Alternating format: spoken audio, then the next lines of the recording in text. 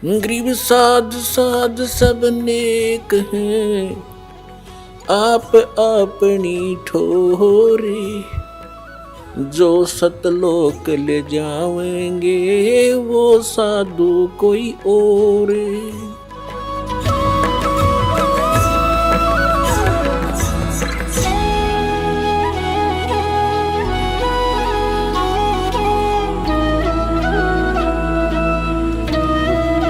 जी, श्रीमद् भागवत गीता 18 श्लोक 66 में व्रज शब्द है।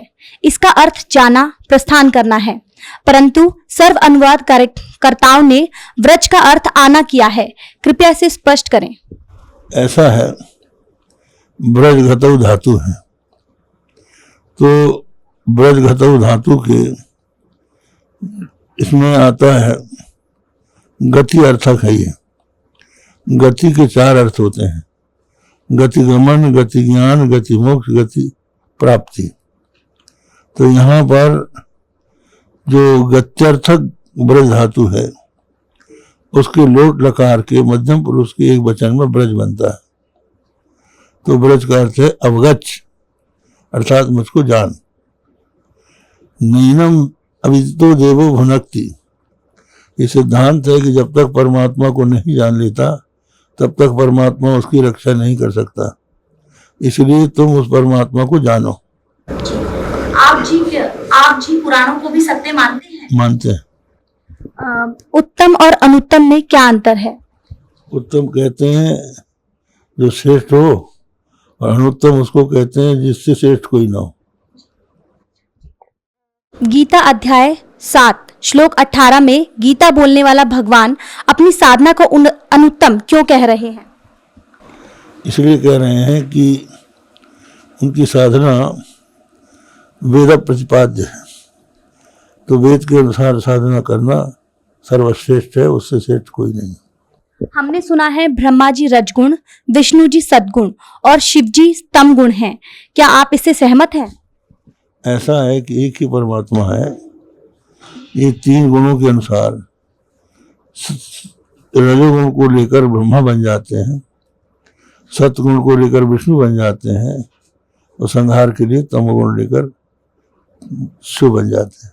अभी आपने सुने शारदा द्वारका पीठ तथा ज्योतिर्मठ बद्रीनाथ पीठाधीश्वर शंकराचार्य स्वरूपानंद सरस्वती जी महाराज के विचार। और आइए अब जानते हैं पुरी पीठाधीश्वर शंकराचार्य स्वामी श्री निश्चलानंद सरस्वती जी महाराज के विचार। शंकराचार्य जी, हमने सुना है कि चारों वेद वाला ज्ञान ही श्रीमद् भगवत गीता में संक्षिप्त करके कहा गया है। क्या आप सहमत हैं? तो महाभारत में भी लिखा है, सर्वोपनिषदो गावो दुग्धा गोपाल नंदना। वेदों का तात्पर्य, वेदों का जो शिरोभाग उपनिषद है उसमें सन्निहित है। उपनिषदों का मंथन करके श्रीमद् भगवत गीता की अभिव्यक्ति हुई है। तो शंकराचार्य जी गीता ज्ञानदाता गीता अध्याय 18 श्लोक 62 में अपने से अन्य किस परमेश्वर की शरण में जाने को कह रहे हैं? अंतर्यामी के लिए शरणागति स्वीकार करने की बात कही गई। उन्होंने कहा, भगवान श्री कृष्ण, तमेव शरणम गच्छ सर्वभावेन भारत। इसका अर्थ क्या होता है? जो अंतर्यामी परमात्मा हैं, सबके नियामक हैं, प्रेरक हैं, हमारे आपके हृदय में भी जो विद्यमान हैं। बृहदारण्यक उपनिषद में पृथ्वी, पानी, प्रकाश, पवन, आकाश में भी रहकर उसका जो नियमन करते हैं, प्रत्येक व्यक्ति के शरीर, इंद्रिय, प्राण, अंतःकरण के जो नियामक हैं, उस अंतर्यामी की शरणागति स्वीकार करने की बात भगवान ने कही। माम एकम शरणम व्रजा। वह जो अंतर्यामी पर ब्रह्म परमात्मा तत्व है, सर्वेश्वर है, वही तुम्हारे सामने मैं श्री कृष्ण के रूप में प्रस्तुत हूँ। तो अपने से पृथक के प्रति नहीं भेजा। जिस अंतर्यामी के प्रति अर्जुन को कहा कि प्रपन्न हो जाओ, शरणागति हो प्राप्त करो, अंत में कहा कि उस अंतर्यामी का मूर्त रूप श्री कृष्ण में तुम्हारे सम्मुख हूँ। मामेकम शरणम व्रज भी कहा। उस अंतर्यामी का और श्री कृष्ण ने अपना एकत्व भी स्थापित किया है। श्रीमद् भगवत गीता अध्याय 18 श्लोक 66 में व्रज शब्द है। इसका अर्थ जाना, प्रस्थान करना है, परंतु सर्व अनुवादकर्ताओं ने व्रज का अर्थ आना किया है। कृपया स्पष्ट करने का प्रयत्न करें। प्रश्न जिन्होंने बनाया है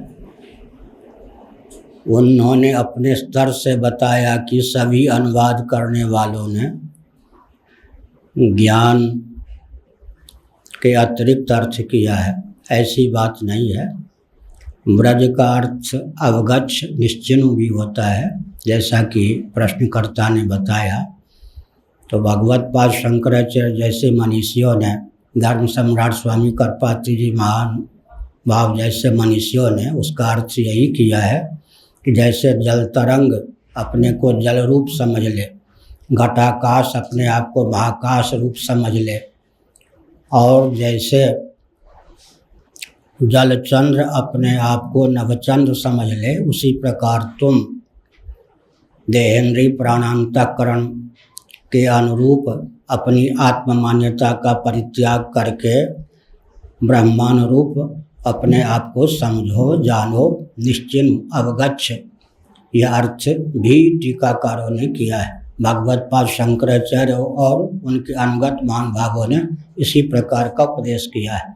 लेकिन जो श्री वैष्णवाचार्य इत्यादि हैं उन्होंने अपने स्तर से अपने प्रस्थान के अनुसार उस प्रकार का भी अर्थ किया है जिसका चित्रण प्रश्नकर्ता ने किया है। तो शंकराचार्य जी, उत्तम और अनुत्तम में क्या अंतर है?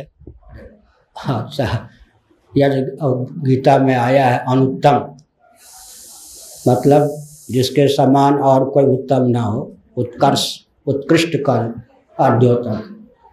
तो शंकराचार्य जी, गीता के अध्याय 7 में और श्लोक 18 में गीता बोलने वाले श्री भगवान अपनी साधना को अनुत्तम क्यों कह रहे हैं? अनुत्तम का अर्थ होता है सर्वोत्तम, सर्वोत्कृष्ट। अनुत्तम का अर्थ उत्तम रहित, हीन वहाँ पर नहीं है। वो व्याकरण की दृष्टि से उसका अर्थ मैंने बता दिया। शंकराचार्य जी, हमने सुना है कि ब्रह्मा जी रजोगुण है, विष्णु जी सतगुण और शिव जी तमोगुण है। क्या आप इससे सहमत हैं? तमोगुण, रजोगुण, सतगुण जड़ होता है। क्या ब्रह्मा विष्णु महेश जड़ हैं? आपने गलत सुना है। जिसने प्रश्न तैयार किया उसको जानकारी बहुत अधूरी है। वस्तु स्थिति यह है कि रजोगुण के नियामक ब्रह्मा जी और तमोगुण के नियामक शिव हैं और सत्वगुण के नियामक विष्णु हैं। ये तीनों नियामक होने के कारण गुण से अतीत, गुणातीत हैं, तत्वतः निर्गुण निराकार। ये तीनों न रजोगुणी हैं, न तमोगुणी हैं, न सात्विक हैं। ये तो तीनों इन गुणों से अतीत हैं, गुणों के नियामक हैं। इसीलिए सत्वम रजस तम इति गुणाः प्रकृति संभवा निबधनन्ति महाबाहो देहे देहिनम अव्ययम। ये तीनों गुण बंधन में हेतु हैं। ब्रह्मा विष्णु महेश बंधन से मुक्त करने वाले उपास्य आराध्य देव हैं। ये न तमोगुणी है, न रजोगुणी, न सत्वगुण, गुणों के नियामक। अभी आपने सुने आदरणीय पुरी पीठाधीश्वर शंकराचार्य स्वामी श्री निश्चलानंद सरस्वती जी महाराज के विचार। और आइए अब जानते हैं आदरणीय श्री माधवाचार्य महाराज जी के विचार। हमने सुना है कि चारों वेद वाला ज्ञान ही श्रीमद् भागवत गीता में संक्षिप्त करके कहा गया है। हाँ, सबका साथ साथ कहा गया है वहाँ, सभी चारों वेदों में साथ कहा गया। गीता ज्ञान दाता तथा गीता अध्याय 18 श्लोक 62 में अपने से अन्य किस परमेश्वर की शरण में जाने को कह रहा है? तो अपने से अन्य ही होता है। वहाँ जो उपासना में जहाँ देवता की उपासना होती है वो अपने से अन्य होता है, तो उसके उनके शरण में जाने की बात ठीक तो है। क्या आप जी पुराणों को सत्य मानते हैं? सत्य ही है। पुराण नहीं होता, वेदों का नहीं लगता, पुराण सबका सत्य है। उत्तम और अनुत्तम में क्या अंतर है? क्या अंतर लगता है आपको? जो उत्तम है जो श्रेष्ठ है, अनुत्तम जो उससे कम है वो अनुत्तम। गीता जी अध्याय 7 श्लोक 18 में गीता बोलने वाला भगवान अपनी साधना को अनुत्तम क्यों कह रहा है? अपने साधना को अनुत्तम तो नहीं कहा, साधना को अनुत्तम नहीं कहा गया, साधना तो उत्तम ही है। हमने सुना है कि ब्रह्मा जी रजगुण हैं, विष्णु जी सद्गुण हैं और शिव जी तमगुण हैं। क्या आप इससे सहमत हैं? ऐसा रजोगुण, तमोगुण, सत्वगुण, ये तीनों देवता एक रजोगुण की सृष्टि करते हैं ब्रह्मा जी। और पालन करते हैं भगवान विष्णु को स्तव में, और श्रृंगार करते हैं भगवान रुद्र वो तो उन्हें। अभी आपने सुने आदरणीय श्री माधवाचार्य महाराज के विचार, और आइए अब जानते हैं श्रृंगेरी पीठाधीश्वर श्री भारती तीर्थ जी महाराज के विचार। हमने सुना है कि चारों वेदों वाला ज्ञान ही श्री भगवत गीता में संक्षिप्त करके कहा गया है, क्या आप इससे सहमत हैं? हाँ ठीक, गीता तो उपनिषदों का सारभूत है। क्या आप पुराणों को भी सत्य मानते हैं? नहीं, पुराण सत्य है। पुराण को हम कैसा असत्य माने? हमारे लिए पुराण सत्य ही है। उत्तम और अनुत्तम में क्या अंतर है? जो उत्तम है वो तो हमेशा सच्चे चरित्र वाला होता है, सत चरित्र वाला होता है। अनुत्तम जो है उससे विपरीत होता है अनुत्तम, जिसका चरित्र सही नहीं वही अनुत्तम है। गीता जी अध्याय 7 श्लोक 18 में गीता बोलने वाला भगवान अपनी साधना को अनुत्तम क्यों कह रहा है? अपनी साधना, अनुत्तम शब्द का अर्थ आप समझे नहीं। वहां अनुत्तम शब्द का अर्थ है जिससे उत्तम नहीं हो वो। सामान्य रूप से अनुत्तम शब्द का अर्थ है उत्तम से भिन्न। वहां का अनुत्तम शब्द का अर्थ है जिससे उत्तम और कोई नहीं हो वो है। इसलिए वहां अनुत्तम शब्द का अर्थ है सर्वोत्कृष्ट। गीता ज्ञानदाता गीता अध्याय 18 श्लोक 62 में अपने से अन्य किस परमेश्वर की शरण में जाने के लिए कह रहा है? अपने से अन्य कोई नहीं, भगवान वहां तो कहा, लेकिन भगवान ने कहा मत्तः परतरम नान्यत् किंचिदस्ति धनंजय, मुझसे परे और कुछ भी नहीं, ऐसे कहा थे ना। इसीलिए वो ईश्वर भी वही भगवान ही है। श्रीमद् भगवत गीता अध्याय 18 श्लोक के 66 में ब्रज शब्द है, ब्रज शब्द है जी। इसका अर्थ जाना अर्थात प्रस्थान करना है, परंतु अनुवादकर्ताओं ने ब्रज का अर्थ आना किया है, कृपया स्पष्ट करें। ब्रज का जाना प्रस्थान करना वो तो मामूली अर्थ है, लेकिन संस्कृत के कुछ पदों को वहाँ के संदर्भानुसार अर्थ करना पड़ता है। इसलिए वहाँ के संदर्भानुसार ब्रज इसका अर्थ जो अनुवादकों ने किया है शरण में आओ, वही तो सही है। हमने सुना है कि ब्रह्मा ही रजगुण है, विष्णु जी सद्गुण है और शिव जी तमगुण है, क्या आप इससे सहमत हैं? ठीक है, वो शास्त्र में वैसा ही है। अभी आपने सुने पवित्र हिंदू धर्म के आदरणीय सर्वशीर्ष शंकराचार्य के विचार, और आइए अब जानते हैं जगत गुरु तत्वदर्शी संत रामपाल जी महाराज के विचार।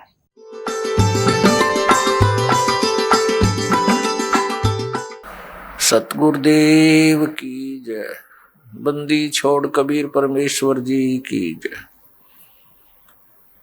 बंदी छोड़ गरीबदास जी महाराज जी की जय। स्वामी राम देवानंद जी गुरु महाराज जी की जय हो। गरीब नमो नमो सतपुरुष को नमस्कार, गुरु की नहीं सुर नर मुनि जन साधुओं संतों सर्वस्दी नहीं। सतगुरु साहेब संत सब दंडोतम प्रणाम, आगे पीछे मध्य हुए तिनको जा कुर्बान। गीता जी अध्याय नंबर 8 के श्लोक नंबर 1 में अर्जुन ने पूछा कि 7वें अध्याय के 29वें श्लोक में बताया है कि तत्ब्रह्म को जानकर और सारे धातुओं से परिचित, सब कर्मों से परिचित व्यक्ति केवल जरा और मरण से छूटने का प्रयत्न करता। जरा माने वृद्ध अवस्था और मरण माने मृत्यु। तो 8वें अध्याय के प्रथम मंत्र में पूछा वो किम तत्ब्रह्म। ये देखिएगा, ये है श्रीमद् भगवत गीता अध्याय नंबर 7 और श्लोक नंबर 29, ये 29। यहाँ इसकी केवल संस्कृत है, आगे इसका अनुवाद है। जरा मरण मोक्षाय, जरा माने बुढ़ापा, मरण माने मृत्यु, मोक्ष माने छुटकारा पाने के अर्थ। माम आश्रित यतंती ये ते ब्रह्म तत्विदु कृष्णम अध्यात्म कर्म च अखिलम। इसका अर्थ है कि माम आश्रित, मैंने जो तुझे बताया है इस ज्ञान को आश्रित जो कर लेगा, तत्वदर्शी संतों को खोज लेता है, वह जरा मरण के मोक्ष के लिए ही यतंती प्रयत्न करते हैं। वे तत्ब्रह्म को जानते हैं और सारे अध्यात्म ज्ञान को और सब कर्मों से परिचित हैं। जो केवल जरा और मरण से छूटने का ही प्रयत्न करते हैं, वे उस तत्ब्रह्म से और सारे अध्यात्म ज्ञान से और सब कर्मों से परिचित हैं। देखिए अब 7वें अध्याय का 29वां श्लोक हम गीता जी का पढ़ रहे हैं। जो मेरे आश्रित माने शरण होकर जरा और मरण, जरा माने वृद्धावस्था, मरण माने मृत्यु से छूटने के लिए यत्न करते हैं, वे उस ब्रह्म को और संपूर्ण अध्यात्म को ये देखो, उस तत् ब्रह्म उस ब्रह्म को, संपूर्ण अध्यात्म को और संपूर्ण कर्मों को जानते हैं। यहाँ 8वां अध्याय प्रारंभ होता है। इसका प्रथम ही श्लोक है 8वें अध्याय का। इसमें पूछा है किम तत्ब्रह्म, आपने जिस इस तत्ब्रह्म के बारे में कहा है कि तत् ब्रह्म को, उस ब्रह्म को और संपूर्ण अध्यात्म को, संपूर्ण कर्मों को जानते हैं। यहाँ पूछा 8वें अध्याय के प्रथम श्लोक में किम तत्ब्रह्म और किम अध्यात्म, किम कर्म पुरुषोत्तम, किम अधिभूत च किम प्रोक्तम अधिदेवम किम उच्यते। इसका उत्तर 8वें अध्याय का प्रथम मंत्र है, वह ब्रह्म क्या है, ये प्रश्न किया है अर्जुन ने। इसका उत्तर दिया है 8वें अध्याय के 3रे श्लोक में। ये 8वें अध्याय का ये 3रा श्लोक है। वह परम अक्षर ब्रह्म है, परम अक्षर ब्रह्म है। 3रे श्लोक में उत्तर दिया। अपने आत्माओं, अब हम आते हैं गीता जी अध्याय नंबर 15 के श्लोक नंबर 16 और 17 पे। इससे सारा कंसेप्ट जो दास करना चाहता था क्लियर हो जाएगा। ये देखिएगा 15वें अध्याय का ये गीता अध्याय नंबर 15 और यहाँ ये 16वां श्लोक है। इसमें 2 पुरुष बताए हैं, दिव्यम द्वौ इमौ पुरुषौ, 2 पुरुष, 2 प्रभु, 2 स्वामी, एक सर और एक अक्षर। इसको सर पुरुष कहो। इस दोनों पुरुषों को यहाँ लगा सकते हैं, सर पुरुष और अक्षर पुरुष। और यहाँ इनका अनुवाद, इनका अनुवाद देखते हैं। इस संसार में नासवान और अविनाशी भी ये 2 प्रकार के पुरुष माने प्रभु, पुरुष माने स्वामी, भगवान कहे हैं। और सब प्राणियों के शरीर नासवान है और जीवात्मा अविनाशी कहा जाता है।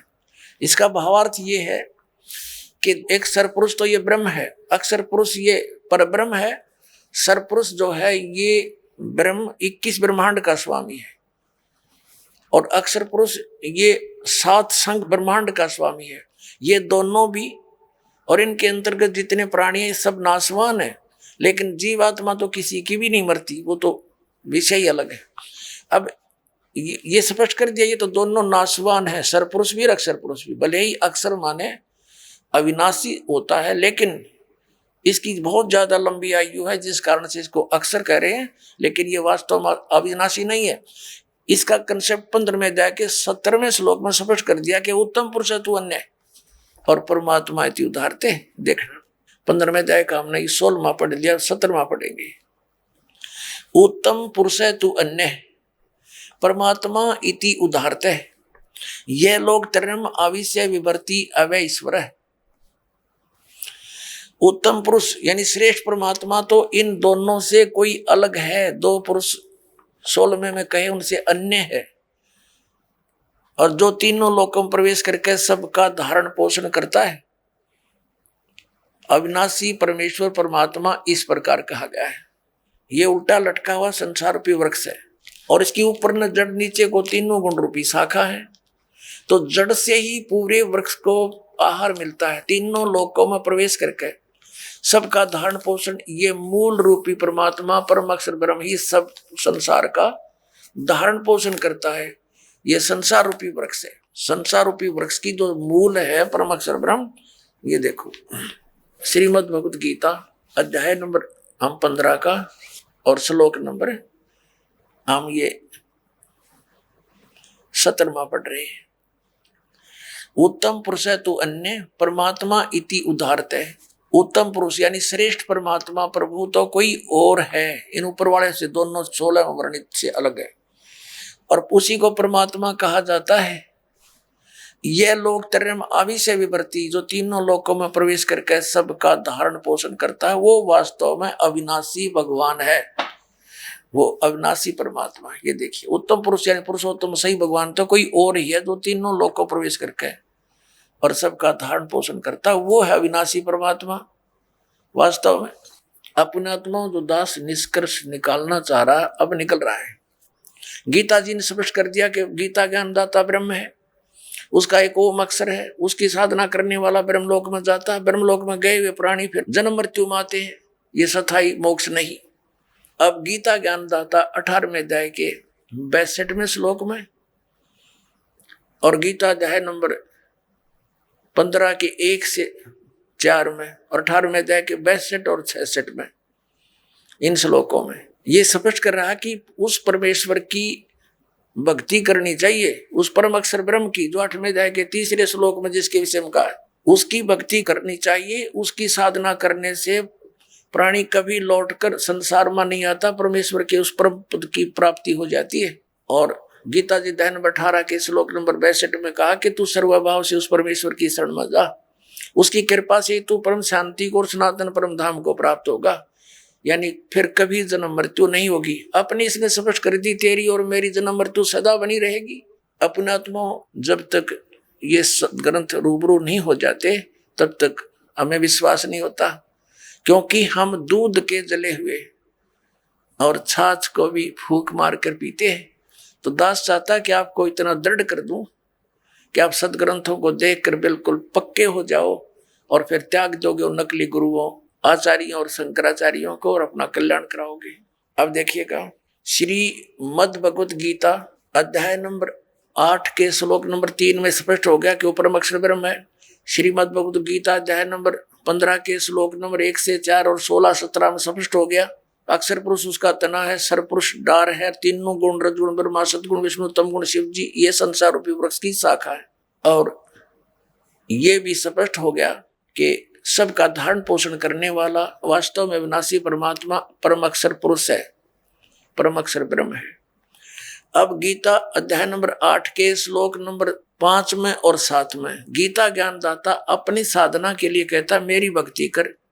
उसके लिए मंत्र इसने बता दिया 8वें अध्याय के 13वें श्लोक में कि मेरा एक ओम अक्षर है, नथिंग एल्स, और मेरी भक्ति करनी है तो ओम अक्षर है, तो मुझे प्राप्त होगा, लेकिन युद्ध करना पड़ेगा। और परम अक्षर ब्रह्म की शरण में जाना है, उसकी भक्ति करनी है, तो उसका मंत्र बता दिया 17वें अध्याय के 23वें श्लोक में, ओम तत्सत इति निर्देश है ब्रह्मण त्रिविध समर्था है। ब्रह्मण माने उस परम अक्षर ब्रह्म के पाने की, उसकी भक्ति का केवल ओम तत्सत इन 3 मंत्र के जाप का सिमरण करने का, 3 प्रकार से सिमरण करने का आदेश है। निर्देश, निर्देश माने फाइनल फैसला, नथिंग एल्स। तो उसकी साधना करने से, तो वो 8वें अध्याय के 8, 9, 10 श्लोक में कहा कि उसकी भक्ति करेगा तो उस परमात्मा को, परम अक्षर ब्रह्म को प्राप्त होगा। उसकी साधना करने से वहां प्राणी चला जाता, जहां जाने के बाद फिर लौटकर संसार में नहीं आते। और ये हमारे आचार्य शंकराचार्य तत्व ज्ञानहीन प्राणी मंडलेश्वर ये कहते हैं, हमारे धर्मगुरु, कि श्री कृष्ण जी अपने बारे में कह रहे हैं। हर इसमें कंसेप्ट क्लियर कर रखा है, 2 परमात्मा नारे नारे, 3 बोले हैं, 3 बताए हैं, लेकिन 2 का ही अधिक रोल है, क्योंकि हम सरपुरुष के लोक में रहते हैं और परम अक्षर ब्रह्म के लोक में हमने जाना है। उसकी साधना है, लेकिन बीच में एक थोड़ा सा इंटरफेरेंस है इसकी, अक्षर पुरुष के, इसके 7 संग ब्रह्मंडों से हमने पार कर होना है।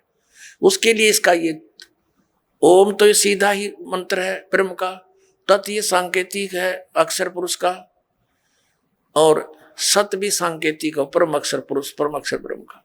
तो इन 3 मंत्रों के साधना से हम यहाँ से पूर्ण मोक्ष प्राप्त करके उस लोक में चले जाएंगे, जहाँ जाने के बाद साधक फिर कभी लौट कर नहीं आता। तो ये इस पूरी श्रीमद् भगवत गीता का निष्कर्ष आपके सामने। आप थोड़ा संकेत दिखा और देता हूं, देखिएगा। श्रीमद् भगवत गीता अध्याय नंबर 8 का हमने यहां तक पढ़ लिया था कि वह परम अक्षर ब्रह्म है। ये 3रे श्लोक में वह परम अक्षर ब्रह्म है जो गीता ज्ञान दाता से अन्य है। और यहाँ गीता ज्ञान दाता कहता है 8वें अध्याय के 5वें श्लोक में कि जो पुरुष अंत काल में मुझे ही स्मरण करता हुआ शरीर त्याग कर जाता है, वह साक्षात मेरे रूप को प्राप्त होता है। साक्षात रूप नहीं, मद भावम याति, मेरे वाले भाव को प्राप्त होता है, इसमें कोई संशय नहीं। अब 7वें श्लोक में क्या कहा 8वें अध्याय के में, 8वें अध्याय के गीता जी और 7वें में क्या कहा कि इसलिए अर्जुन तू सब समय में मेरा स्मरण कर और युद्ध भी कर। युद्ध तो करना पड़ेगा मेरी शरण में रहेगा तो, और मुझ में अर्पण किए हुए मन बुद्धि से युक्त होकर निसंदेह मुझे ही प्राप्त होगा। अब 8वें में और 9वें में ये स्पष्ट कर दिया है। 8वें में गीता अध्याय नंबर 8 का श्लोक नंबर 8 हम पढ़ रहे हैं। हे पार्थ, यह नियम है परमेश्वर के अभ्यास योग युक्तेन, उस 3 मंत्र के जाप का अभ्यास करने वाला दूसरी ओर न जाने वाले चित्त से निरंतर चिंतन करता हुआ मनुष्य परम दिव्यम पुरुष याति, उस परम अक्षर ब्रह्म को प्राप्त होता है। परम प्रकाश रूप दिव्य पुरुष को अर्थात परमेश्वर को ही प्राप्त होता है, जो गीता ज्ञान दाता से अन्य है। ये अब 9वें में यह कंसेप्ट भी क्लियर किया है कव्यम। अब यहाँ इसको नहीं छेड़ेंगे, हम स्पष्ट यही पढ़ेंगे। जो पुरुष सर्वज्ञ अनादि सबके नियंता यानी सबका मालिक, सूक्ष्म से अति सूक्ष्म सबका धारण पोषण करने वाला, अचिंत रूप, सूर्य के सदृश नित्य चेतन प्रकाश रूप यानी सूर्य की तरह तेजो में शरीर युक्त साकार, स्पष्ट है इसमें, अविद्या से अति प्रे सच्चिदानंद घन परमेश्वर का श्रवण करता है, उस परम अक्षर ब्रह्म का श्रवण करता है। अब 9वां आपने पढ़ दिया, 8वें अध्याय का अब 10वां पढ़ते हैं। वह भक्ति युक्त पुरुष यानी 3 मंत्र के जाप करने वाला, जिसमें एक ओम है, 2 तत्सत तत् और सत सांकेतिक है। वह भक्ति युक्त पुरुष अंत काल में योग बल से, योग माने साधना भक्ति की शक्ति से, भ्रकुटी के मध्य में प्राणों को अच्छी प्रकार स्थापित करके फिर निश्चल मन से श्रवण करता हुआ उस दिव्य रूप परम पुरुष परमात्मा को ही प्राप्त होता है। यानी गीता ज्ञान दाता से अन्य है वो परम अक्षर ब्रह्म, उसकी साधना करने वाला उसको प्राप्त होता है। अपनात्मा अब यहाँ तक त्रिकुटी पर जाने से पहले जो नीचे के मंत्रों की कमाई हम यहाँ इनको संभलवा देंगे। अब आगे जब त्रिकुटी पर पहुंचे हम, हमारे पास ये 2 अक्षर का जो मंत्र है सतनाम, इसमें एक ओम मंत्र है। ये ओम मंत्र की कमाई ब्रह्म की है और इसकी कमाई हम इस काल को छोड़ देंगे, ब्रह्म को छोड़ देंगे। श्रीमद् भगवत गीता अध्याय नंबर 18 के श्लोक नंबर 62 में गीता ज्ञानदाता कहता है, अर्जुन तू सर्वभाव से उस परमेश्वर की शरण में जा, उसकी कृपा से तू परम शांति को, सनातन परम धाम को प्राप्त होगा। और उसके लिए उसने ऑप्शन बता दिया कि मैं नहीं जानता उसके बारे में, तत्वदर्शी संत की खोज कर ले। 18वें अध्याय के 63वें श्लोक में कहा है कि ये गीता जी का गुप्त से गुप्त ज्ञान तुझे दे दिया। ये कति गुप्त से गुप्त ज्ञान बता दिया कि मेरी शरण में रहना है तो युद्ध करना पड़ेगा 8वें अध्याय के 5 और 7 मंत्र में, और मेरा श्रवण करेगा तो मुझे प्राप्त होगा। गीता जी अध्याय नंबर 8 के श्लोक 8, 9, 10 में कि उस परम अक्षर ब्रह्म की साधना करेगा तो उसको प्राप्त होगा। गीता जी अध्याय नंबर 17 के श्लोक नंबर 23 में उस परम अक्षर ब्रह्म की साधना के मंत्र बता दिए। उसका तो ओम तत्सत ये इति निर्देश है, ब्रह्मण त्रिविद समर्थ है। उसका श्रवण करने का 3 मंत्र का जाप है, उसको तत्वदर्शी संत बताओगा, मैं नहीं जानता। अपना मंत्र बता दिया 8वें अध्याय के 13वें श्लोक में गीता ज्ञान दाता ने, ओम इति एक अक्षरम ब्रह्म व्यवहारण माम अनुसमन ये प्रयाति तजन देम सयाति परमाम गति। जो मुझ ब्रह्म का एक ओम मंत्र है, इसका श्रवण करता हुआ शरीर छोड़कर जाता है, उसको परम गति प्राप्त होती है। ओम सतर्की, ओम सतर्की कौन सी है? ब्रह्मलोक। ब्रह्मलोक में गए हुए प्राणी भी वापस आते हैं, जन्म मृत्यु होती है। तो यहाँ अकेले ओम जाप करने का अन्य लाभ है, इसके दोनों को मिलाकर जाप करेंगे इसका अन्य लाभ है, और श्वास मौखिक जाप करेंगे अन्य लाभ है, श्वास से जाप करेंगे उसका अन्य लाभ है। तो जब हम त्रिकुटी पर पहुंचेंगे हम इसका ओम नाम की कमाई इसको छोड़ देंगे। हम पहले क्या करते रहे, ओम नाम का जाप करके हम ब्रह्मलोक में चले जाते हैं और वहां हजारों युगों तक रह के अपनी पूंजी कमाई को बर्बाद करके फिर गधे बन के घूमते यहीं पर। हम उन पापों के कारण ऐसे दबे रहे। श्रीमद् भगवत गीता अध्याय नंबर 18 के श्लोक नंबर 62 से लेकर 66 तक एक निर्णायक ज्ञान आ गया। पूरा निष्कर्ष है पवित्र श्रीमद् भगवत गीता का। गीता ज्ञान दाता कहता मेरी शरण में रहना है तो मुझे नमस्कार कर। 18वें अध्याय के 65वें श्लोक में और मुझ में मन वाला हो, मेरा भजन कर, मुझे प्राप्त होगा। और 18वें अध्याय के 66वें श्लोक में कहा है कि अर्जुन तू सर्व भाव से, क्या बोला है, सर्व धर्मान परित्यज माम एकम शरणम वर्ज। आपको दिखाते हैं।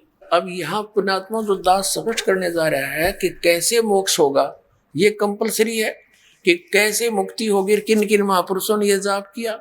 आदरणीय धर्मदास जी को परमात्मा ने स्वयं यही मंत्र दिया 2 अक्षर का, और आदि नाम को गुप्त रखा कि जिक्र नहीं करना है, ये मैं तुझे दे देता हूँ। इन सब महापुरुषों को दिए, लेकिन इन्होंने आगे इसका कितना नाम और निशान भी नहीं दिखाया किसी को। श्रीमद् भगवत गीता अध्याय नंबर 18 के श्लोक नंबर 66 में एक वर्द शब्द है, और हमारे धर्म गुरुओं ने, ऋषियों ने, आचार्यों ने, शंकराचार्यों ने और मंडलेश्वरों ने इसका अर्थ का अनर्थ कर रखा है और घुमा रखा है। वर्ज माने जाना है, गो माने जाना है, इंग्लिश वर्ड है, और उसका अर्थ आना करता। वो कितना समझदार है, कुछ भी बनाए जाओ व्याकरण उसके अंदर, वो सेंटेंस को समझ नहीं सका। अब देखिएगा उसमें क्या अर्थ है। श्रीमद् भगवत गीता, गीता प्रेस गोरखपुर से प्रकाशित है, जय दयाल गोविंद का इसके अनुवादक है। इसके 18वें अध्याय के 66वें श्लोक में आपको दिखाते हैं। ये है श्रीमद् भगवत गीता अध्याय नंबर 18 और श्लोक नंबर 66। इसमें क्या लिखा है, सर्व धर्मान प्रीतज माम प्रीतज्य माम एकम शरणम व्रज अहम तवा सर्व पापे भ्या मोक्षामि मा शुच। इन्होंने क्या कहा, संपूर्ण धर्मों का अर्थात पूर्ण कर्तव्य कर्मों का मुझ में त्याग कर, धर्मों को मुझ में त्याग कर, तू केवल एक मुझ माम का अर्थ के लिखा है मुझ सर्वशक्ति शक्तिमान सर्वाधार परमेश्वर की शरण में। शरणम माने शरण में, व्रज माने आजा, जबकि व्रज माने जाना होता है। मैं तुझे सब पापों से मुक्त कर दूंगा, शोक मत कर। अपना आत्मा पहले ये व्रज माने आना है या जाना है, ये कंसेप्ट क्लियर करना पड़ेगा। पहले वो थोड़ा सा वो सब प्रकरण पूरा करते हैं कि ये ओम नाम का जो मंत्र है ये हम काल को देंगे, वहाँ त्रिकुटी में अकाउंट होगा आपका, और वहाँ इस दास के रूप में परमात्मा कबीर जी मिलेंगे। आप दौड़े दौड़े जाओगे अपने गुरु जी के पास, तो आपको लेकर के परमात्मा धर्मराज के पास जाओगा। अगले भाई हमारा हिसाब कर इसका हिसाब, ये ओम नाम का जो जाप है तुम्हारा पकड़ो, बाकी छोड़ो हमारा। तो जो दूसरा मंत्र है ओम के साथ 2 अक्षर में, तो वो परब्रह्म का जाप अक्षर पुरुष का, उसके 21 ब्रह्मांड से 7 संग ब्रह्मांडों से पार होना। अब देखिएगा एक ब्रह्मांड का चित्र, ये एक ब्रह्मांड का लघु चित्र है, ये एक एलिप्टिकल जो शेप है ये ब्रह्मांड का चित्र है। अब इसके अंदर क्या है, ये नीचे के साथ ये अतल वितल आदि है, इसमें ये पृथ्वी लोक है, ये शिव का लोक है, ब्रह्मा का लोक जी का लोक है, शिव जी विष्णु जी का लोक, और इसके बाद फिर ये धर्मराज का लोक है, ये कॉमन स्वर्ग है, इंद्र का लोक जिसे कहते हैं, और ये है वो ब्रह्मलोक, ये है वो ब्रह्मलोक। और यहाँ पर ये गुप्त रहता है, ये काल, इसने 3 स्थान बना रखे अलग से गुप्त, और यहाँ ये अपनी पत्नी दुर्गा को साथ रख के 3 स्थानों में अलग अलग रहकर 3 पुत्रों की उत्पत्ति करता है। अब हमने जो प्रसंग लेना है वो ये देखना, ये तो एक ब्रह्मांड है और ऐसे ऐसे काल के 21 ब्रह्मांड हैं, 21 ब्रह्मांड है। तो अब ये देखिएगा, ये है ज्योत निरंजन के 21 ब्रह्मांड, ये सारा चित्र ये देखिएगा।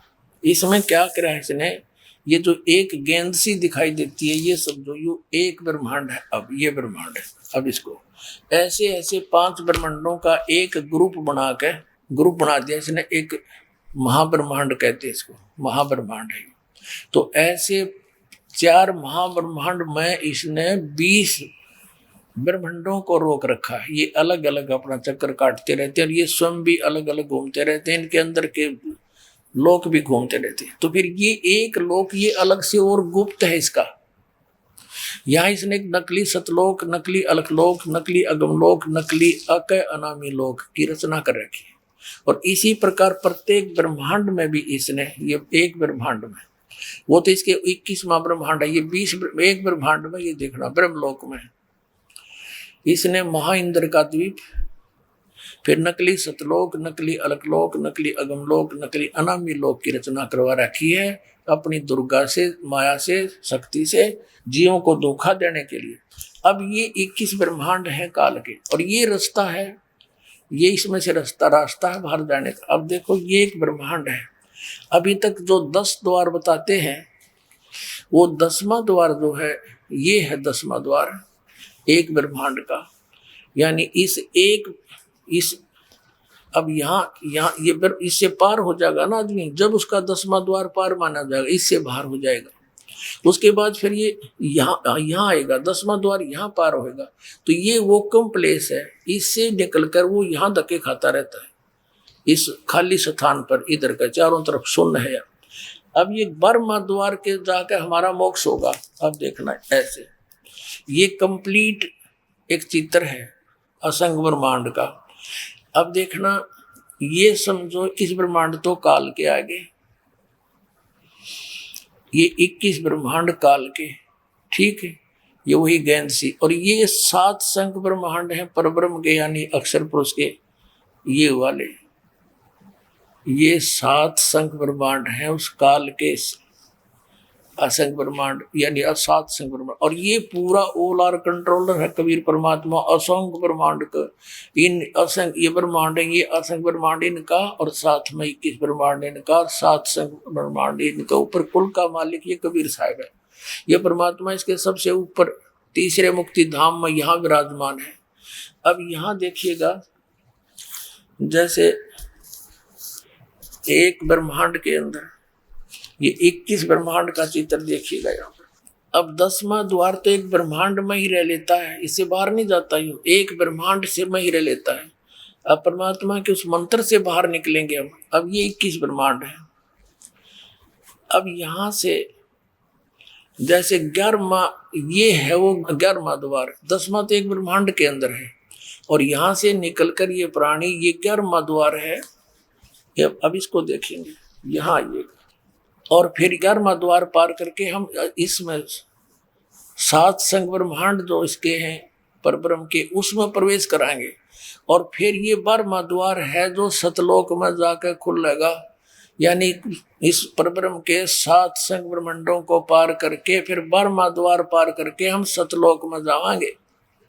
10वां द्वार पर गाटा जोड़ रखा, और एक कबीर पंथी है जम्मू में, उसकी तो एक्टिंग है नारी है, क्योंकि 11वीं खिड़की पागी, 11वीं खिड़की आज तक किसी नहीं बता 11वां द्वार, मैंने 11वां द्वार पा गया। अरे कबीर सागर में अगर तूने 11वां द्वार पा गया तो कबीर सागर से ही पाया, अपने नारा ज्ञान कहाँ से लाया। और इसमें 12वां द्वार लिखा कबीर परमेश्वर ने कि 2-10 दर बसे मुराबालम तहवा ध्यान लगावे। और आदरणीय गरीबदास साहब जी ने कहा है असंग जन्म तन मरत्या होगे जीवित क्यों नाम रह रे, और 2-10 मद महल मठ बोरे बोर ना दे धरे रे। वो 12वें द्वार को पार करके वहां पर वो परमात्मा है, जहाँ जाने के बाद फिर दोबारा दे नहीं धरता, दोबारा जन्म मृत्यु नहीं होता। और उसके लिए सतनाम, इस सच्चे नाम का 2 अक्षर के नाम के जाप से जाएगा। अब हम फिर आते हैं उसी प्रसंग पर। ओम मंत्र का जाप दे देंगे इस काल को। इसने कहा है कि सर्व धर्मान प्रीतज माम, इसका अर्थ ये बनता है 18वें अध्याय के 66वें श्लोक का कि मेरे सतर के ओम नाम का और ये यज्ञ तुम करते हो, हवन यज्ञ आदि, ये सब धार्मिक अनुष्ठानों की कमाई मुझको दे दे।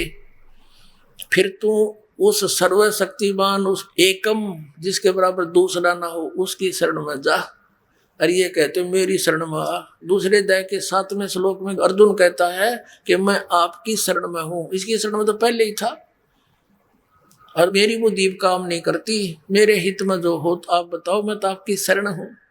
और फिर इन्हों का मेरी शरण में आ जा, ये तो वर्धमाने जाना होता है। अभी दिखाते हैं, ये देखिएगा एक शब्द कोश दिखाते हैं। ये है संस्कृत हिंदी कोश, इसका वामन शिवराम आपटे इसका संग्रह करता है। ये मोतीलाल बनारसी दास पब्लिशर्स प्राइवेट लिमिटेड दिल्ली से प्रकाशित है। इसके 993 पृष्ठ पर आपको ले सकते हैं। यहाँ क्या लिखा, व्रज शब्द है, व्रज व्रज माने जाना चलना, प्रगति करना, विदा होना, जाना चलना। स्पष्ट हुआ। व्रज माने जाना होता, आना नहीं हो सकता। अब गीता प्रेस गोरखपुर वाले किताब ने देख ली, व्रज माने आजा, मेरी शरण में आजा। अब दिखाता हूं आपको आसाराम जी महाराज के द्वारा प्रकाशित श्रीमद् भगवत गीता, संत श्री आसाराम आश्रम अहमदाबाद। ये देखिएगा, संत श्री आसाराम जी आश्रम, इनका ओम तागे कोई भी नहीं। श्री योग वेदांत सेवा समिति, संत श्री आसाराम जी आश्रम, संत आसाराम जी बापू आश्रम मार्ग अहमदाबाद, आश्रम रोड जहांगीरपुर, ये इनका फैक्शन। अब इसमें देखिएगा, ये 18वें अध्याय का 18वां अध्याय संक्षेप मोक्ष संन्यास योग, 66वां श्लोक। सर्वधर्मान परित्यज माम एकम शरणम व्रज। संपूर्ण धर्मों को अर्थात संपूर्ण कर्तव्य कर्मों को मुझ में त्याग कर तू केवल मुझ सर्वशक्तिमान सर्वधार परमेश्वर की शरण में आ जा। ठीक है। अब नंबर 2 ये दिखाते हैं सतपाल अंशादेश वालों के द्वारा अनुवाद। ये कहाँ से छपा है? श्रीमद् भगवत गीता। जय गुरुदेव, जय गुरुदेव, वंदे विष्णु श्री कृष्ण, वंदे जगत गुरु। श्रीमद् भगवत गीता, अनुवादक हैं ब्रह्मलीन महात्मा सत्यानंद, महात्मा सर्वज्ञानंद, आदि संपादक अंशादेश। प्रकाशक मानव उत्थान सेवा समिति 2/12 पंजाबी बाग नई दिल्ली। और ये मुद्रक है Rajeshwari photo setters private limited Delhi. और इसका ये देखिएगा, ये सतपाल जी महाराज हैं, श्री सतपाल जी महाराज। ये इसके, ये देखना, ये इनको मान्य है ये अनुवाद। ये 18 अध्याय और यहाँ का रखा है इन्होंने, ये 61, 62, 63 तक यहाँ है, 64 से लेकर और 66 तक। सर्वधर्मान परित्यज माम एकम शरणम व्रज, इसका अनुवाद इन्होंने यहाँ किया है कि सर्व धर्मों के कर्मों को छोड़कर केवल मेरी शरण में आ। नंबर 2। अब आपको दिखाते हैं तीसरा, सुधांशु जी महाराज। ये सुधांशु जी महाराज, इन्होंने, ये कहाँ से छपी है? प्रकाशक हैं विश्व जागृति प्रकाशन ओंकारेश्वर महादेव मंदिर, जी ब्लॉक, मानसरोवर गार्डन दिल्ली। मुद्रक हैं इंटर इंडिया पब्लिकेशंस, D17 राजा गार्डन नई दिल्ली। ऐसे ऐसे ये यहाँ पर। अब इसके हम 18वें श्लोक को दिखाते हैं आपको। ये 18वां अध्याय मोक्ष संन्यास योग, 66वां 18वां अध्याय का 66वां श्लोक। सर्वधर्मान परित्यज माम एकम शरणम व्रज। संपूर्ण धर्मों का आश्रय छोड़कर तो केवल मेरी शरण में आ जा। ठीक है। 3। अब चौथा दिखाते हैं आपको। अब देखिएगा, एक पूरा जो कितना बड़ा, इसका अनुवाद देखकर हैरान हो जाओगे। तो साधक संजीवनी नामक है इसका टीका, श्रीमद् भगवत गीता का टीका श्री राम सुखदास जी ने किया है। श्रीमद् भगवत गीता स्वामी राम सुखदास जी प्रकाशक हैं। वे मुद्रक हैं गीता प्रेस गोरखपुर, गोविंद भवन कार्यालय कोलकाता का संस्थान। ये इनके फॉक्स और फोन नंबर है। इसने तो कमाल कर रखा है। देखियो, ये देखो 18वें अध्याय का 66वां श्लोक। ये है 66वां श्लोक। सर्वधर्मान परित्यज माम एकम शरणम व्रज अहम तवा सर्व पापेभ्यः मोक्षामि मा शुच। यहाँ क्या अनुवाद किया इन्होंने, देखिए। संपूर्ण धर्मों का आश्रय छोड़कर तू केवल एक मेरी शरण में आ जा। ठीक है। और इस अज्ञान को और अधिक अज्ञान बनाने के लिए कितने कागज बांध रखे इसने। अब देखो 1200 से शुरू होता है ये 18वें अध्याय का 66वां श्लोक। और आओ दिखाए आपको बहुत तरह के, ये 1200 से लेकर 1217 तक, ये 1217 पृष्ठ तक। और कति छोटी छोटी लिखाई है 18वें अध्याय के 66वें श्लोक का। एंड बैंड लिखते लिखते 17 पृष्ठ भर दिए इन्हें। और कख नहीं इसके अंदर, और कितनी छोटी लिखाई है, जैसे समाचार पत्र की बात करें, और इसे 17 पृष्ठ ठोक रखे। एक 2 अक्षर की बात थी, वर्धमाने जाना होता है।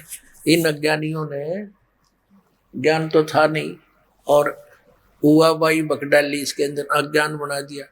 अब देखो दिखाते हैं आपको, सर्वपल्ली डॉक्टर राधा कृष्णन, इनके विषय बताया कि ये बड़े महापुरुष, इन जैसा तो कोई भगवत गीता की व्याख्या तथा प्रत्येक श्लोक सरल करके आधुनिक भाषा सर्वश्रेष्ठ दार्शनिक डॉक्टर राधा कृष्णन ने कुछ इस ढंग से प्रस्तुत किया है।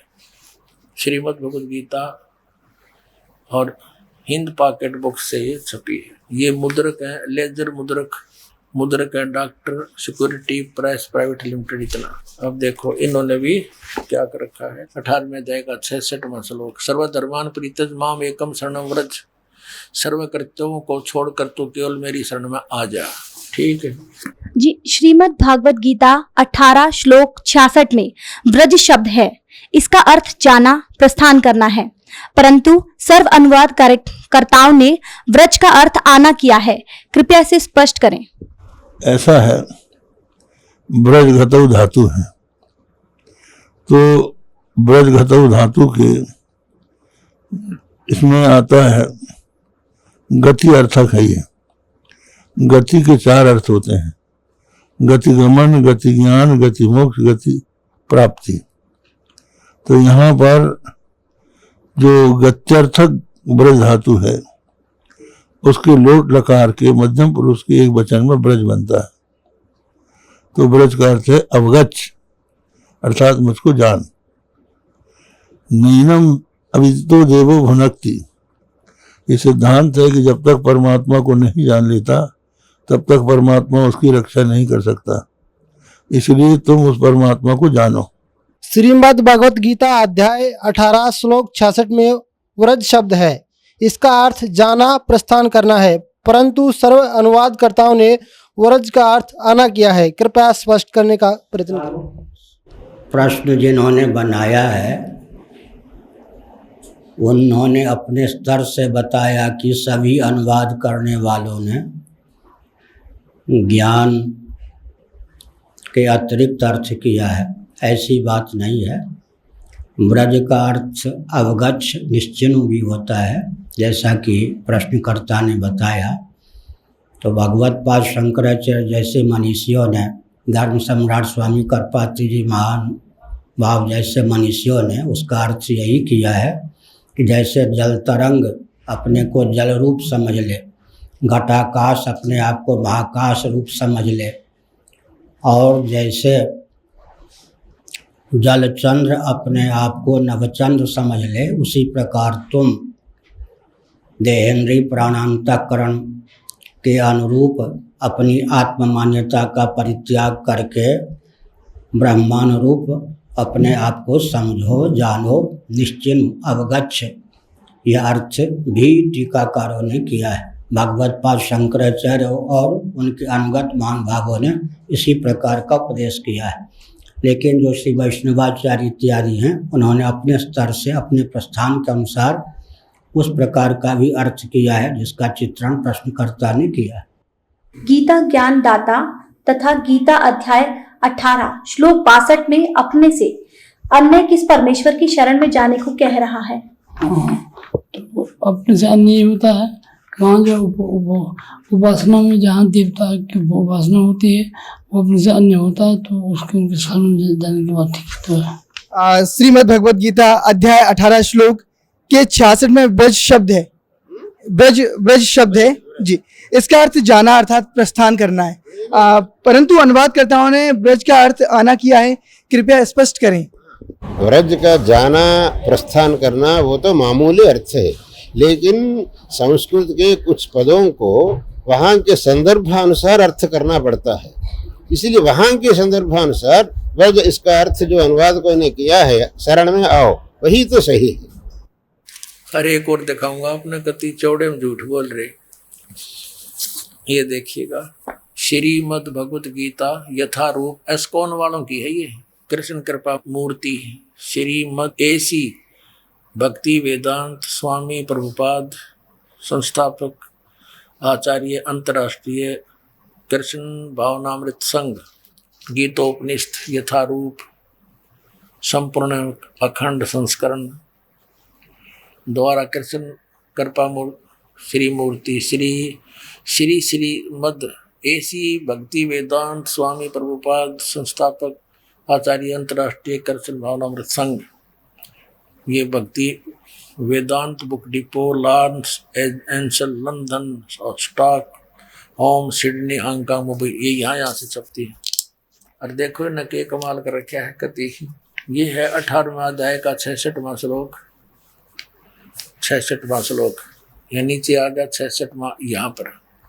सर्वधर्मान परित्यज माम एकम शरणम व्रज अहम त्वा सर्व पापेभ्यो मोक्षामि मा शुच। यहाँ अनुवाद किया इन्होंने। देख कमाल इनकी तैयारी है कलाबाजी। इन्होंने पहले मीनिंग लिखे हैं। मीनिंग सर्वधर्मान माने समस्त प्रकार के धर्म, परित्यज माने त्याग कर, माम माने मेरी, एकम माने एकमात्र, शरणम माने शरण में, और व्रज माने जाओ। और यहाँ अर्थ तो कति सही लिख दिया, व्रज माने जाना ही होता है। और देखो नीचे क्या अनुवाद यहाँ कर दिया, समस्त प्रकार के धर्मों का परित्याग करो और मेरी शरण में आओ। अरे वाह, अंग्रेजों ये थे हमारे विद्वान पुरुष, कक्का पता नहीं न। और महर्षि आचार्य और शंकराचार्य को आ गई है। आपको और दिखाते कलयुगी महर्षि के द्वारा इसका कैसे समाधान किया शंका का। इसने देख के तो आपका कलजा पटेगा। इसे विद्वान था महर्षि दयानंद। दिखाता हूँ आपको। ये है एक पुस्तक महर्षि दयानंद सरस्वती का जीवन चरित्र। इसके लेखक हैं अमर शहीद पंडित लेखराम द्वारा संकलित प्रमाणिक उर्दू भाषा का आर्य भाषा में अनुवाद।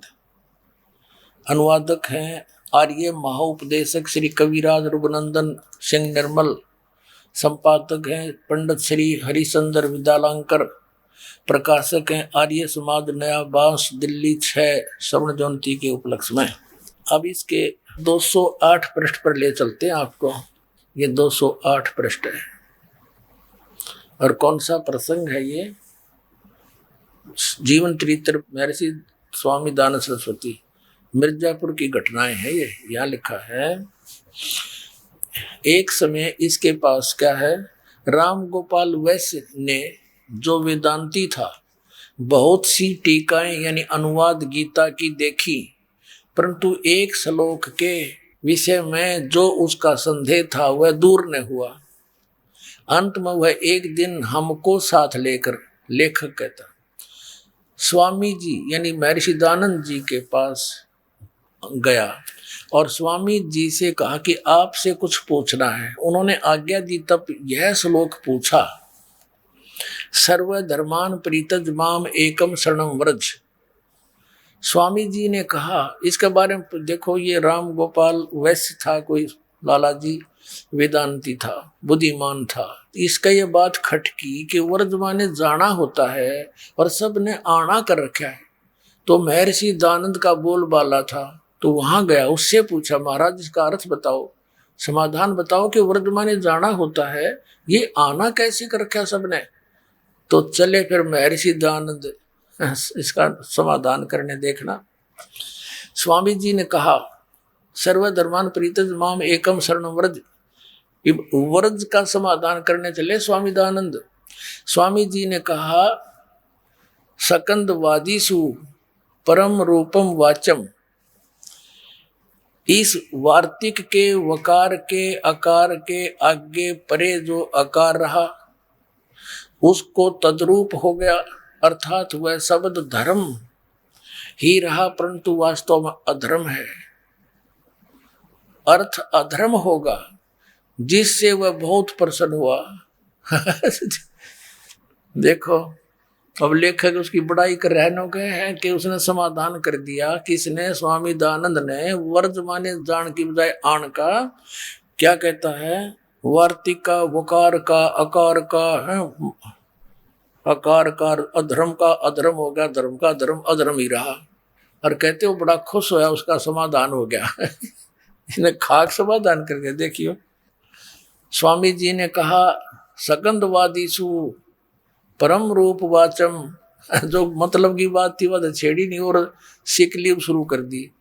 इस प्रकार इस वार्तिक के वकार के आकार के आगे और पाछे रकार अधर्म और सधर्म अन्यों को बड़ा खुश हुआ। फिर उसने वो जिससे वह बड़ा प्रसन्न हुआ। कौन? यु गोपाल, राम गोपाल, वैसे उसका समाधान हो गया। अब ठीक है भाई, वो महर्षि को वहां थे श्रद्धालु तक मान लिया होगा, ठीक है भाई हमारी समझ तो बार बात से, पर यु वर्तमान तो जाना हो है, ये स्पष्ट है। गो माने जाना होता, उसका आना कैसे होगा? कार मकार खकार के था, इसके आगे बकवास करेंगे। ये महर्षि दानंद का समाधान। निरंजन धन तेरे बार, निरंजन धन तेरा दरबार, जहाँ पर तनिक न न्याय विचार। पाखंडी की पूजा जग में संत को कहें लबार, पाखंडी की पूजा जग में संत को कहें लबार। अज्ञानी को परम विवेकी, ज्ञानी को मूढ़ गंवार, निरंजन धन तेरा दरबार, निरंजन धन तेरा दरबार, जहाँ पर तनिक न न्याय विचार। कह कबीर सुनो भाई साधो, या सब उल्टा व्यवहार। कहे कबीर सुनो भाई साधो, या सब उल्टा व्यवहार। सच्चों को तो ये झूठा बतावे, इन झूठों का एतबार, निरंजन धन तेरा दरबार, निरंजन धन तेरा दरबार, जहाँ पर तनिक न न्याय विचार। परमात्मा क्या करते, लेकिन झूठा बता सब विश्वास करे बैठे, और मुझ सच्चे न ते झूठा बताओ, झूठा का एतबार निरंजन धन तेरा दरबार। पुण्यात्माओं, आज का जो प्रसंग एक बहुत महत्वपूर्ण रहा आपके लिए। पुण्यात्माओं देखो, कष्ट तो हम बालक छोटा सा पढ़ रहे उस कक्षा में, घर पे भी पढ़ रहे, ट्यूशन भी लगावे, स्कूल में भी करके आवे काम। जब जाकर योग्य होता है तो यहाँ थोड़ा सा आज अधिक समय लेना पड़ा दास ने, क्योंकि ये समय कोई बार बार नहीं होता। एक तो आपके समक्ष ये कंसेप्ट क्लियर हो गया कि 3 मंत्र के जाप से जीव का मोक्ष होगा, और जो पहले जो मंत्र है फर्स्ट एड जो आपकी, वो आपको यहाँ तक क्लियर करेगी, और उसके आगे फिर वो त्रिकुटी पर हम इस ब्रह्म के ओम नाम के जाप की कमाई दे देंगे। यू कहता है सर्वधर्मान परित्यज माम, मेरे सतर की जितनी भी धार्मिक तेरी क्रियाएं हैं, ओम नाम से लेकर ये यज्ञ आदि, मुझे छोड़ दे। फिर एकम शरणम व्रज, क्योंकि हम इस ओम नाम का यज्ञों का फल स्वर्ग महास्वर्ग में खाते रहे, अब हम नहीं बरतेंगे अपनी पूंजी ने, इसका पकड़ा देंगे इसको और छोड़ मारा कर अकाउंट क्लियर। फिर जब नो कहा फिर मैं तुझे सब पापों से मुक्त कर दूंगा, पापों के आधार से हम गधे कुत्ते बनते रहे और पुण्य हम इसकी स्वर्ग में इसके होटल में बर्बाद कर देते, तो परमात्मा के ज्ञान से हमने इसको कुछ नहीं छोड़, इसका दे देंगे, पकड़ तू पीछा छोड़ मारा। और फिर जो दूसरा मंत्र है तत्व मंत्र, वो 7 संग ब्रह्मांड का किराया है परब्रह्म यानी अक्षर पुरुष के लोकों से पार करने का, उसका अकाउंट वहां करेंगे। उसका जा करके उस 11वें द्वार में वहां पकड़ा के इस तरह टिकट लेके इसकी क्लियरेंस, और फिर तीसरा नाम जो सार नाम है वो सचखंड सतलोक में पहुंचाएगा। पुण्यात्माओं, ये आचार्य और ये शंकराचार्य हमारे धर्म गुरु कहते हैं, श्री कृष्ण जी अपने विषय में कह रहे हैं, और कोई परमात्मा नहीं, और कोई नहीं है। इन्होंने आज 5500 वर्ष हो गए श्रीमद् भगवत गीता और पुराणों को और वेदों को लिपिबद्ध हुए, इन्हें कख नहीं पता इसके बारे में। आचार्य का अर्थ गुरु होता है, और गुरु अध्यापक होता है जो सिलेबस से पूरा परिचित हो, मास्टर हो, और जिसने कख नहीं पता वो काय का टीचर, काय का आचार्य। ये डबो दिया सारा देश, हिंदू समाज को इन्होंने भूत बनवा के फिर उनने की पूजा करवाते हैं, श्राद्ध निकलवा का पोषण करते हैं लोग। पुण्यात्माओं, ये तो कंसेप्ट क्लियर हुआ कि श्रीमद् भगवत गीता अध्याय नंबर 18 के श्लोक नंबर 62 में और 66 में गीता ज्ञानदाता ब्रह्म है, सरपुरुष है। अपने से अन्य उस परम अक्षर ब्रह्म की शरण में जाने को कहता है। वो परम अक्षर ब्रह्म कौन है, ये दास बताओगा।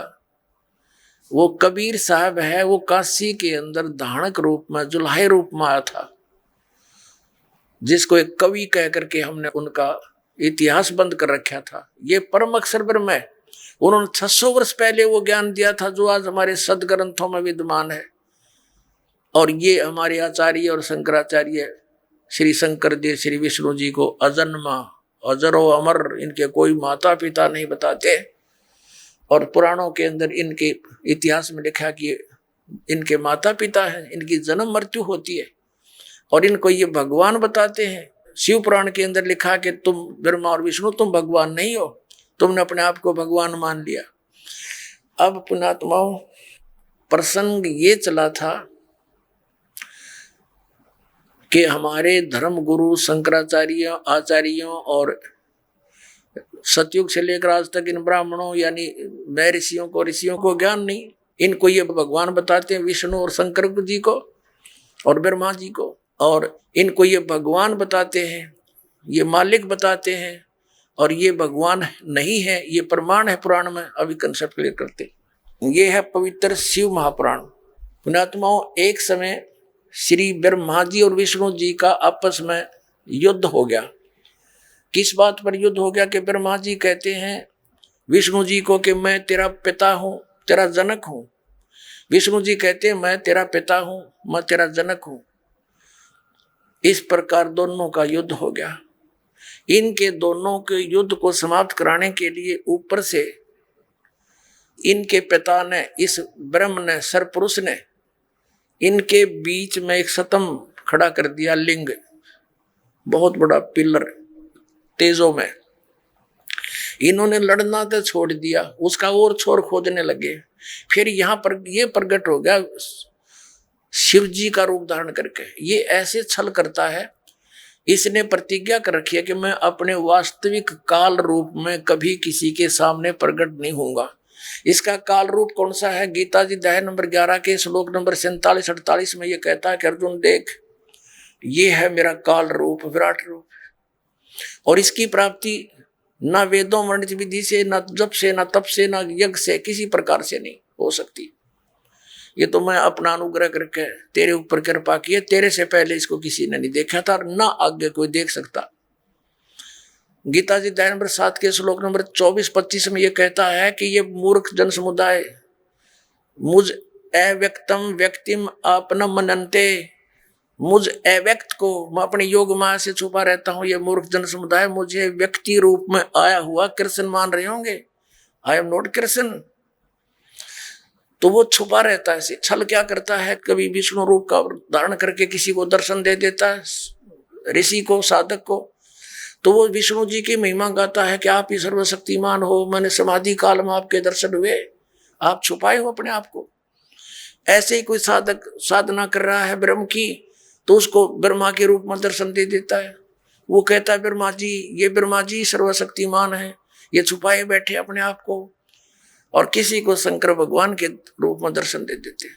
तो वो कहते हैं शंकर भगवान ही सर्वेश्वर है।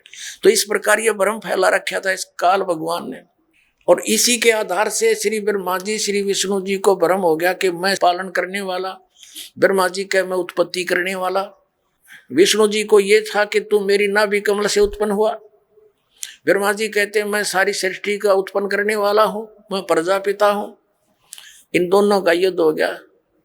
तो तब ये आके खड़ा हो गया उनके पास, और उनसे क्या कहता है कि तुमने अज्ञानता से अपने आप को ईश मान लिया, भगवान मान लिया, यू आर नॉट गॉड।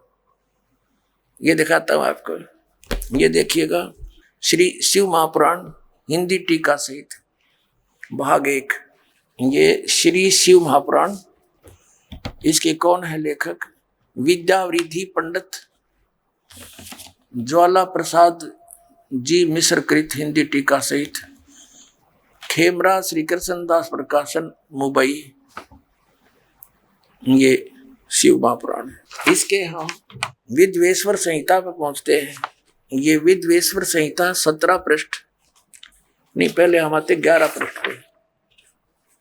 ये देखिएगा, ये 11 पृष्ठ विद्वेश्वर संहिता शिव पुराण अध्याय 6 में यहाँ पर नंदी केश्वर यानी वो नंदी बैल बता रहा है भगवान शंकर का। नंदी केश्वर बोले कि हे योगेंद्र, एक समय विष्णु भगवान शेष सैया पर अपने गरुड़ आदि पार्षदों के से संयुक्त लक्ष्मी सहित शयन करते थे। उस समय ब्रह्म ज्ञानियों में श्रेष्ठ ब्रह्मा जी अपनी इच्छा से वहां आए। सब प्रकार सुंदर सेज पर शयन करते हुए कमल लोचन विष्णु जी से पूछने लगे, तुम कौन हो? मुझे देखकर अभिमानी पुरुष के समान शयन करते हो। वत्स बेटा उठो, देखो मैं तुम्हारा स्वामी आया हूं। आए हुए स्वामी का गुरु को देख कर दुर्मान करता है, वह उस द्रोही मूड का प्रायश्चित होना निश्चित है। यह सुनकर विष्णु जी के अंतर में क्रोध हुआ, पर ऊपर से दिखाया नहीं, परंतु बाहर से शांत रहे और बोले, बेटा वत्स ब्रह्मा।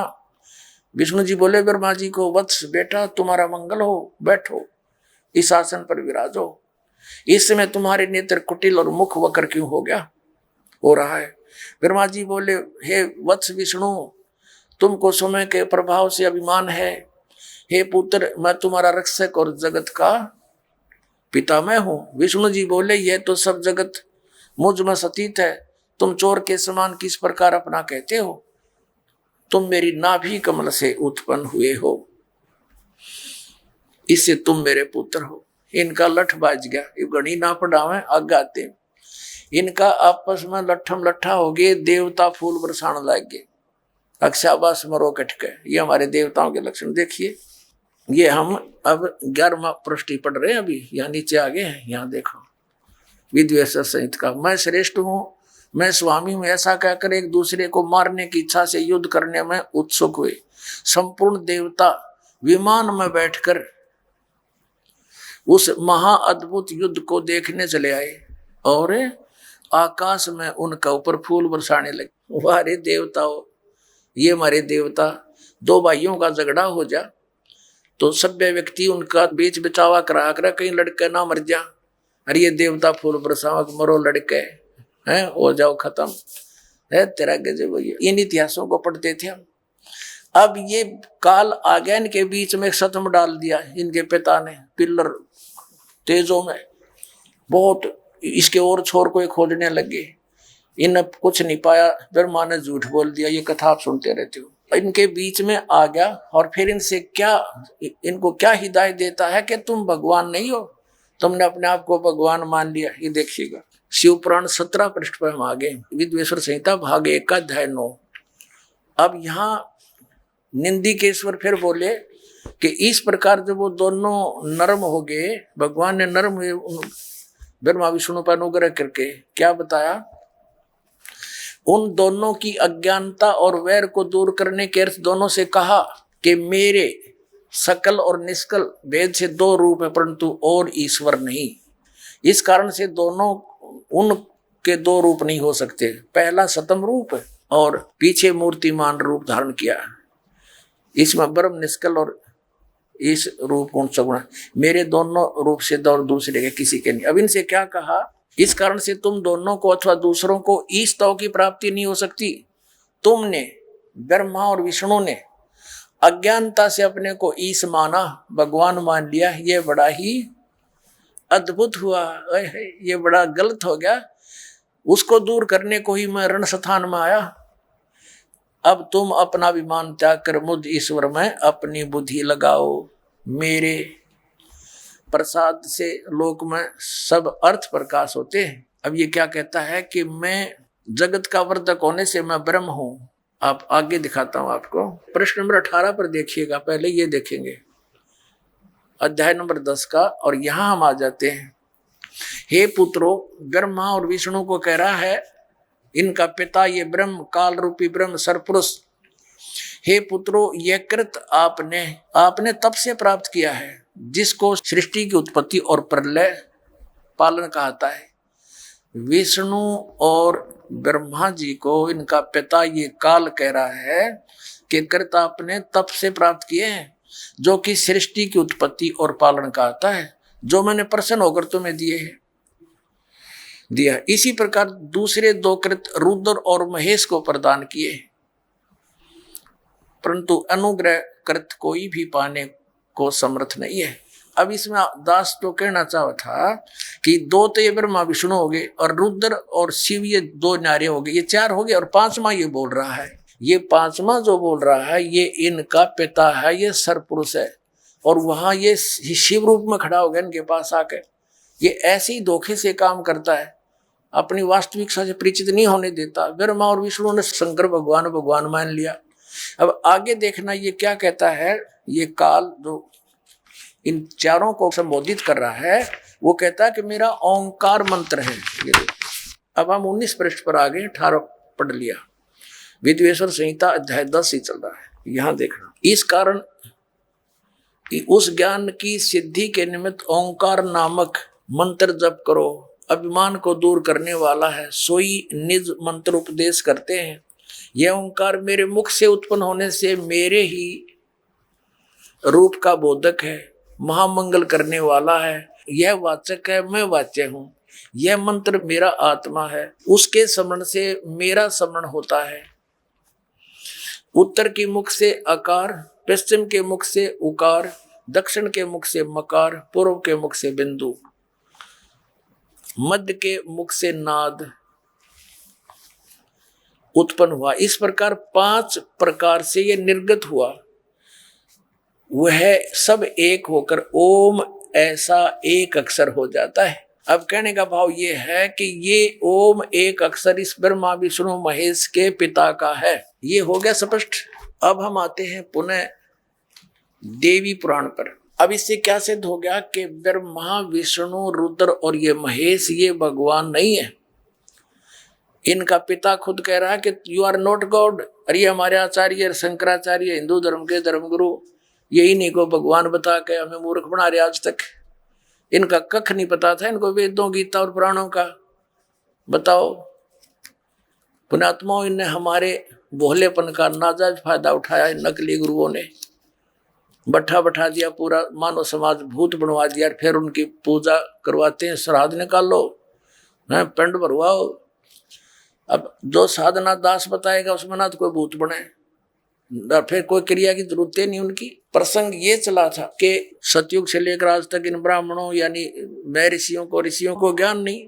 इनको ये भगवान बताते हैं, विष्णु और शंकर जी को और ब्रह्मा जी को, और वो भगवान नहीं। ये सिद्ध हो गया कि ये भगवान नहीं है।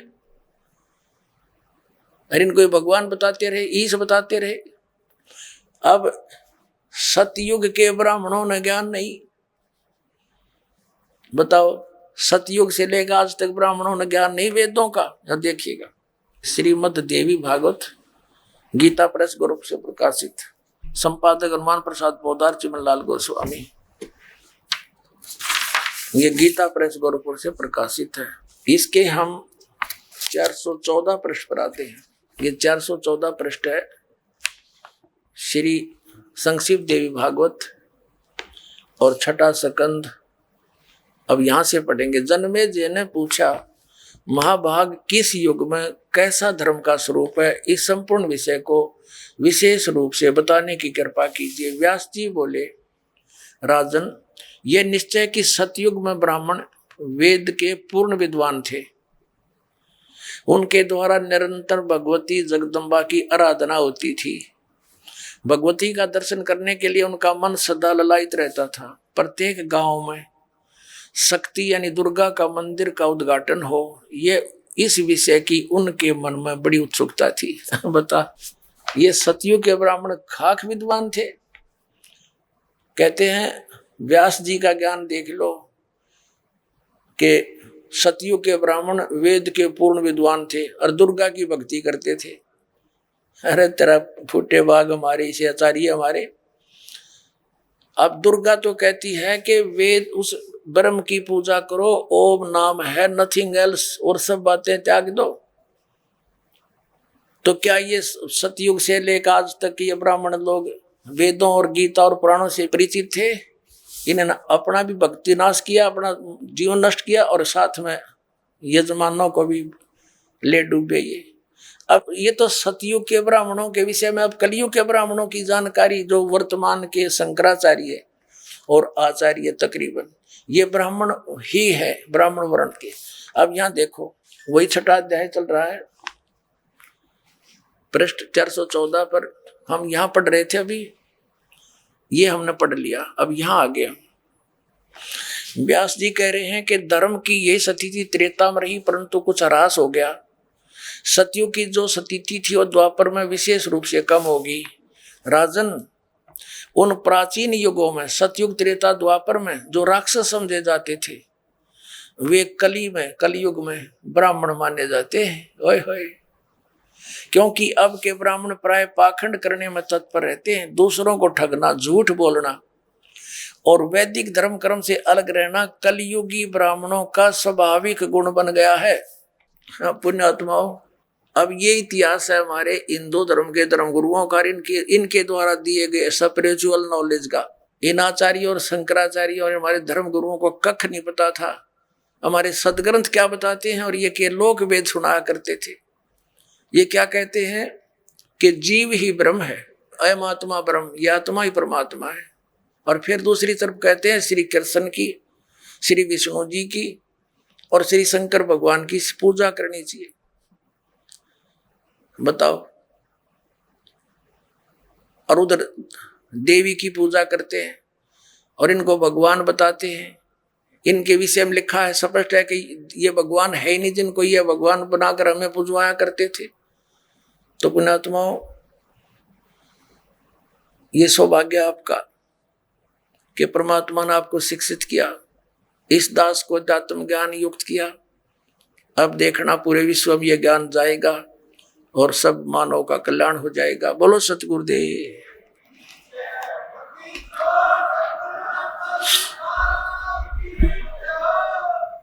निरंजन धन तेरा बार, निरंजन धन तेरा दरबार, जहाँ पर तनिक न न्याय विचार।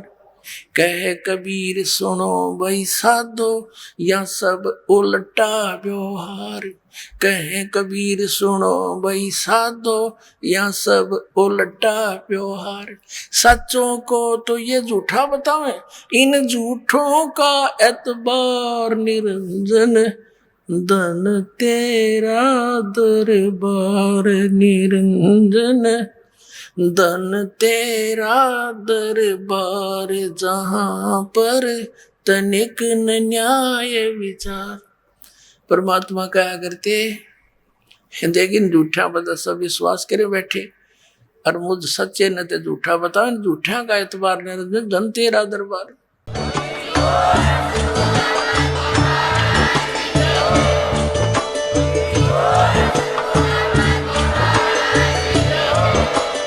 आप सुन रहे थे जगत गुरु तत्वदर्शी संत रामपाल जी महाराज जी के मंगल प्रवचन। अधिक जानकारी के लिए विजिट कीजिए हमारी वेबसाइट www.jagatgururampalji.org। संत रामपाल जी महाराज जी के शुभ आशीर्वाद से पूरे विश्व भर में 500 से भी ज्यादा नाम दीक्षा केंद्र हैं, जिन पर संत रामपाल जी महाराज जी द्वारा ऑनलाइन निशुल्क नाम दीक्षा दी जा रही है। अपने नजदीकी नाम दीक्षा केंद्र का पता करने के लिए संपर्क करें 8222880541।